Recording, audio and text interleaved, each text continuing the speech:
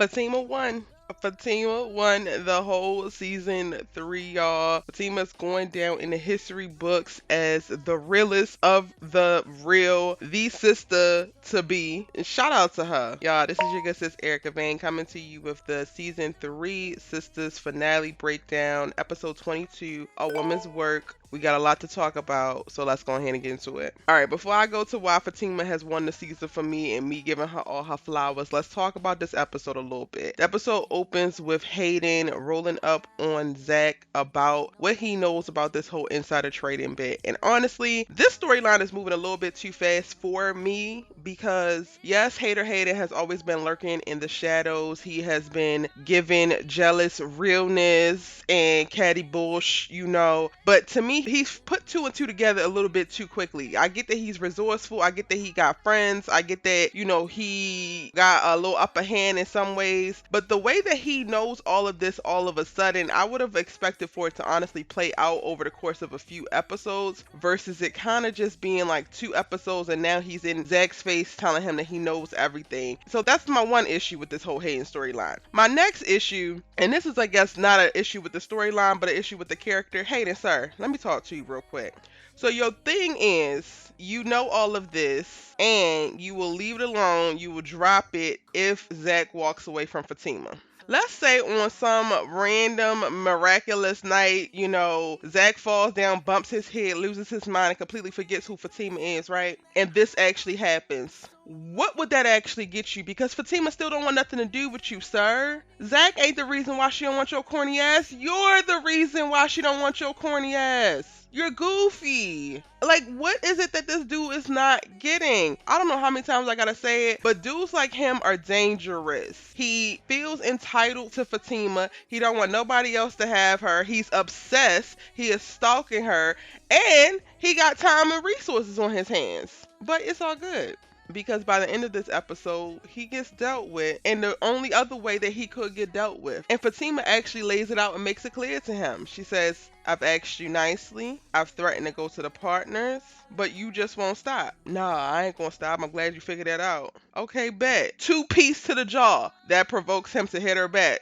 Okay, great, because that wasn't even the main goal. Let me get my cousins in them real quick. Fatima orchestrates Hayden getting his ass whooped in his car in the garage at that law firm. And it is the scene that I didn't know that I need, but loved every minute of it. And I'm praying to God that they have abducted him after the fact, y'all. Like, I'm praying that when we start season 4 on January 5th, that Hayden is missing. He gotta be, because we don't need him anymore. Go ahead, take his ass away. Go ahead, hang him upside down. Go ahead and get the torture going, because non-violence has now stopped with this man. He doesn't understand anything but violence, so let's give him some things that he understands. Now, with that said, though, Hayden did put it out in the air, so he knows about it. We don't know who else he told about it. And Zach takes this information and comes back to Fatima, which is what actually prompts Fatima to actually handle Hayden the way that she does at the end of the episode. We're gonna go ahead and get into this now, because it's at this point, it's like, we're talking about Zach, we're leading into Fatima, and we're gonna have to go ahead and talk about how immaculately she handled all of the news that she received in this episode. So Zach finally makes it back home.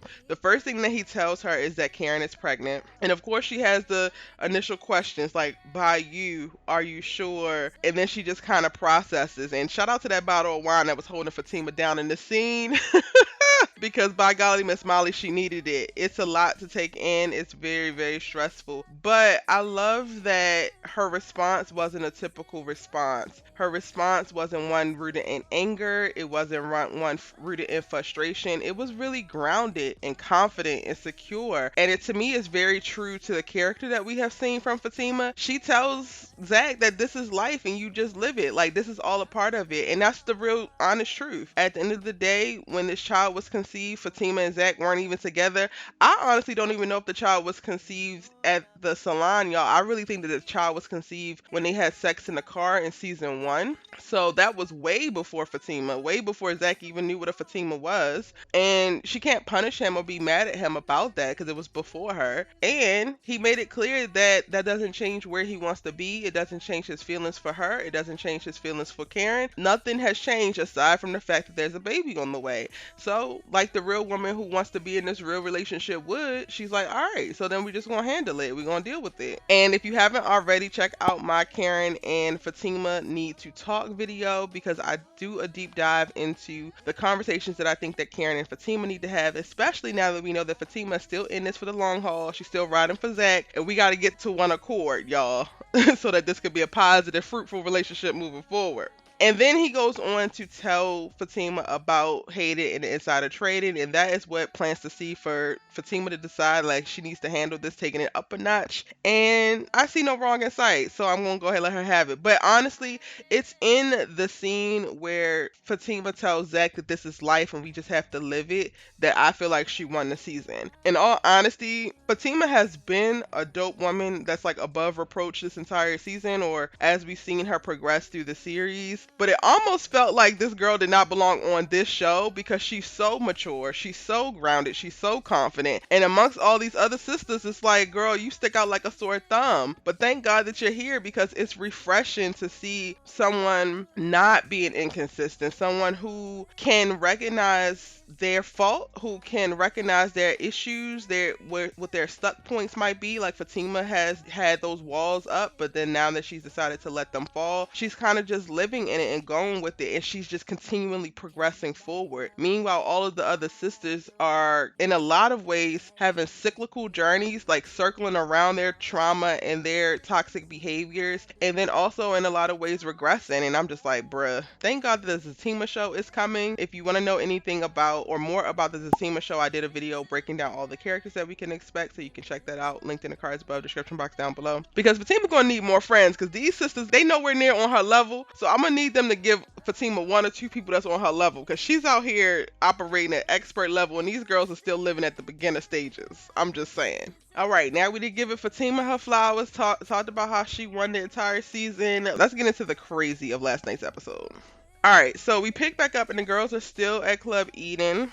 Karen is there. In all honesty, Karen probably should have just stuck to her guns and not come, because she's not drinking and the girls got a problem with that. And I'm just like, can we normalize not shaming your friends for not drinking, whether they pregnant or not? If people don't want to drink, let them not drink. Just because you rely on alcohol to be, socially active or whatever you got going on, let people do what they want to do and mind your damn business, please. Because it was giving, honestly, to me, y'all, the girlfriend group at Eden was giving insensitive. They were giving disconnected. Andi, oh my God, Andi for me, the whole Fatima who, and then calling Karen pathetic and sad, and why isn't she drinking? It was just like, girl, you're doing a hell of a lot right now, and you really need to calm it down, because, ma'am, your life is a hot mess. Your brain is a hot mess. Everything that you got going on is a hot ass mess, and you sitting up here judging this girl that's supposed to be your best friend, and then magically she calls up an apology for hurting her, and it's just like, girl, what are you even apologizing for? Because I don't even really believe that you understand or believe that you have anything to apologize for, and you 100% are going to do it again, because you don't even realize what was wrong about what you did the first time.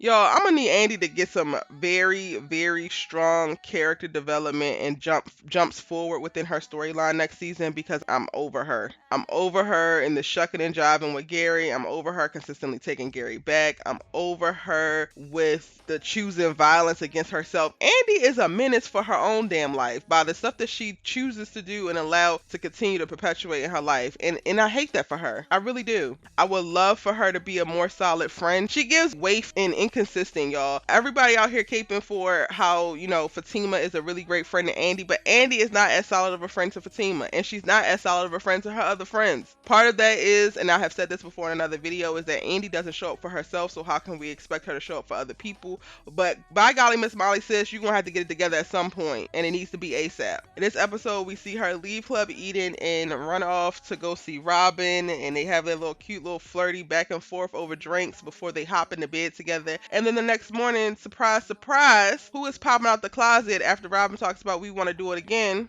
Gary. What in the hell? Y'all, I have no idea where this storyline is going. I have no idea why the storyline is here. To me, it is inconsistent to Gary's character, so I don't believe that he actually wants to do a threesome with them, even though he says he wants to join, or can he join? I think that he's saying that to be facetious and a smartass. But I'm also just like, why are you here, sir? Did you say if you once you leave, you never coming back, and ain't nothing here for you, and all of her house and who she is trash? Why are you here, Gary? Coming up out the closet? Were you there all night? This is weird. Don't you got a job? Like y'all don't have nothing else better to do than terrorize this woman? Y'all are some menaces. And Robin, you the owner of the dang on law firm, and this is what you doing with your free time? For why, sir? I really don't understand, y'all, and I'm taking time to really think about it. I'm rewatching from the beginning, Sisters, so I can see if we missed some things, but it ain't adding up. The math ain't mathing. And I pray to God that Andi takes this as the last big red flag that she needs to see, and she moves the hell on. She is too pretty. She is too smart. She is too much of an amazing girl to be subjecting herself to this bullshit. I said what I said. Now, we don't get to see a lot from Sabrina in this episode, aside from like her feeding the storyline for Maurice. So back at Club Eden, she has a moment where Fuego gets to dance on her and she gets all hot and bothered, yada yada. Okay, cool girl. And then we don't see her again until the next morning when she goes to work and she's talking to Maurice, and then she ushers in the new conversation or the new story arc for Maurice around his parents and his sister.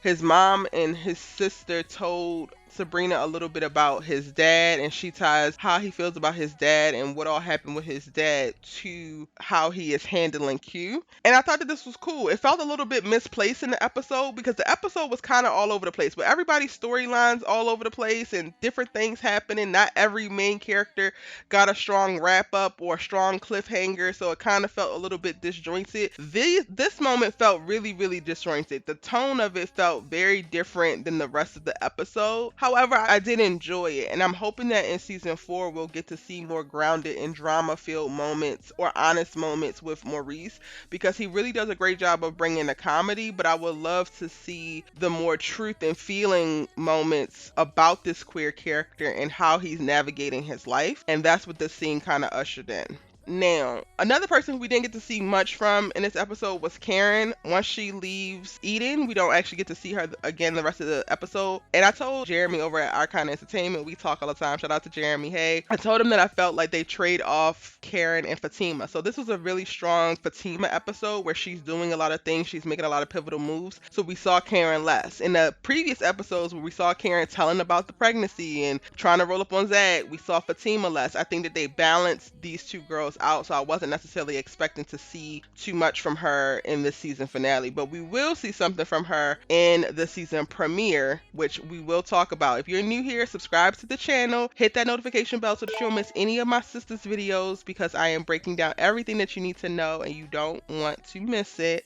I will be having the season 4 preview coming very, very soon. I'm going to break down the trailer that they have shown on the Tyler Perry show, so make sure that you're subscribed so that you don't miss it. Last but certainly not least, Miss Danni. Miss Danni in this episode's at Eden doing what Danni does. I would love for Danni to get a really strong North Star. Her as a character, she started out kind of strong for me. She had qualms with her friends about talking about her behind her back. She was the realest one who's going to tell you exactly how it is. And then somewhere around season 2 and now into season 3, she has waffled a lot and she's been kind of just all over the place as a character. I don't know what Danni wants. I don't know what Danni needs. I don't know really how Danni thinks, and I would love in season 4 to get a clearer perspective on that. In this episode, we see her and Fuego go out to eat or have drinks after leaving the club, and then he makes it back to her apartment, and then they're flirting and doing all of that. But at the club, she was worried about how Preston hadn't called her, and she was spiraling about that. And it's just like, well, girl, what is it that you want? It is kind of alluded to that her and Fuego sleep together, because the next morning, you know, he's in her bed and then she's rushing him out because she has to go to work. And then da da da, as she opens the door, Preston's on the other side of it and gets to see Fuego leaving the house doing his little whole stroll. And it kind of cuts there. You can see that she feels or looks guilty, and it's just like, well, girl, you said that if he didn't call you, you were done with him. You have already put him out your house. You have already like very much so distanced yourself from him. It's very weird to me how she had Preston 100%, and then she kind of like pushed him away, and then now that he's not all up on her 100%, she's mad about it. That to me doesn't make any kind of damn sense. And I would love to see us get a better, more grounded Danni in season 4, because this one ain't it. All right, y'all, that is the ins and outs of what happened in the season 3 finale of Sisters, A Woman's Work, episode 22, and that is my full breakdown. Now it's your turn. Jump down in the comment section and tell me what you thought of the episode. How do you feel about the show? Are you excited for season 4? Tell me all of that and more in the comment section down below. Again, if you're new here, hit that subscribe button, turn on your bell notifications so that you don't miss out on any videos. Follow me on your favorite social media sites as I'm posting. I'm live tweeting during the shows as well as giving you updates throughout the week. And you don't want to miss that as well at ericavane.com. Who is y'all's favorite sister right now? Of course, I'm running with Fatima, with Karen as a close second. Let me know that too in the comment section down below. Until the next sisters video. Bye.